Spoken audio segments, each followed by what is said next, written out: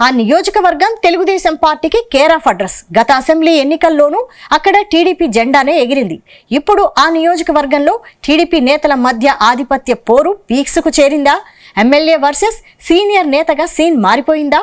ఇప్పుడు ఇద్దరు నేతల మధ్య పంచాయతీతో మరోసారి ఫ్యాక్షన్ పాలిటిక్స్ ఒక్కసారిగా హీటెక్కాయా?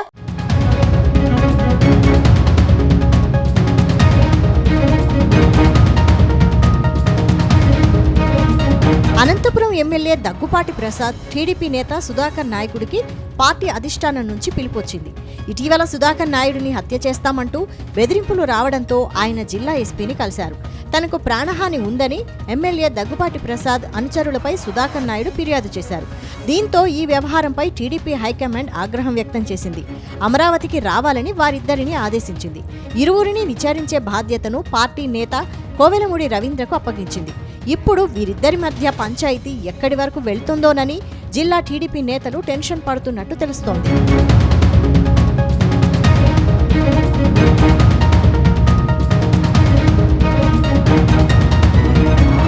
గత అసెంబ్లీ ఎన్నికల్లో టీడీపీ తరపున అనంతపురం అర్బన్ ఎమ్మెల్యే టికెట్ను సుధాకర్ నాయుడు ఆశించారు. ఇందుకోసం తీవ్ర ప్రయత్నాలు కూడా చేశారు.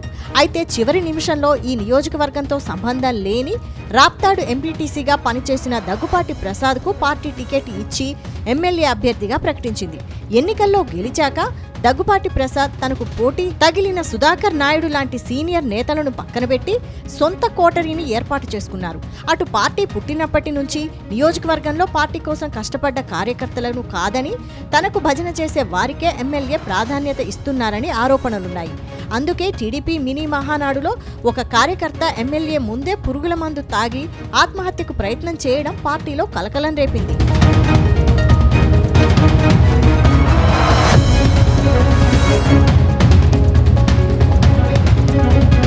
తాజాగా ఎమ్మెల్యే దగ్గుపాటి ప్రసాద్ అనుచరుడు గంగారాం కొంతమంది తన ఇంటికి వచ్చి తనను చంపుతామని మారణాయుధాలతో బెదిరించారని జిల్లా ఎస్పీకి సుధాకర్ నాయుడు ఫిర్యాదు చేశారు. ఈ ఫిర్యాదుపై పోలీసులు గోప్యంగా విచారణ చేస్తున్నట్టు సమాచారం. ఇదే సమయంలో ఇరువురిని విచారించే బాధ్యతను పార్టీ నేత కోవెలమూడి రవీంద్రకు అప్పగించినట్టు తెలుస్తోంది. అయితే ఇప్పుడు ఈ మర్డర్ ప్లాన్ కేసులో కొత్త ట్విస్ట్ చోటు చేసుకుంది. తాజాగా అనంతపురం డీఎస్పీ ఆఫీసులో టీడీపీ నేత సుధాకర్ నాయుడు ప్రత్యక్షమయ్యారు. ఉదయం నుంచి సుధాకర్ నాయుడు హత్యకు కుట్ర అని జోరుగా ప్రచారం జరిగింది. కానీ ఆయన విచారణ నిమిత్తం డీఎస్పీ ఆఫీస్కు వచ్చారు. దాదాపు గంటన్నర పాటు సుధాకర్ నాయుడును డీఎస్పీ శ్రీనివాసులు విచారించారు. విచారణ అనంతరం మీడియాకు సమాధానం చెప్పకుండా పరిగెత్తుకుంటూ వెళ్లిపోయారు.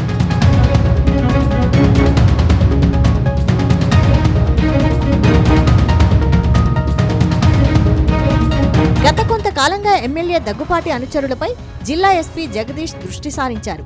ఈ క్రమంలోనే టీడీపీ నేత సుధాకర్ నాయుడిని హత్య చేసేందుకు స్థానిక ఎమ్మెల్యే అనుచరులు ప్లాన్ చేశారని తెలిసింది. అధికార పార్టీకి సంబంధించిన వ్యవహారం కావడంతో ఎస్పీ అత్యంత గోప్యంగా విచారణ జరుపుతున్నారని తెలుస్తోంది. మరోవైపు ఎమ్మెల్యే అనుచరుల నుంచి ప్రాణహాని ఉందని సుధాకర్ నాయుడు డ్రామా ఆడుతున్నారని ఎమ్మెల్యే దగ్గుపాటి వర్గం ఆరోపించింది. ఉదయం నుంచి ప్రాణహాని ఉందని గగ్గోలు పెట్టిన లిక్కర్ నాయుడు ఎందుకు అనంతపురంలో మీడియాను చూసి పారిపోతున్నావని ఎమ్మెల్యే దగ్గుపాటి వర్గం ప్రశ్నిస్తోంది. నిజంగా ప్రాణహాని ఉంటే మీడియాతో మాట్లాడేవాడని లిక్కర్ నాయుడు పరుగుతో అతను చేసిన ఆరోపణలు బూడిదలో పోసిన పన్నీరులా అయిపోయిందని అంటున్నారు.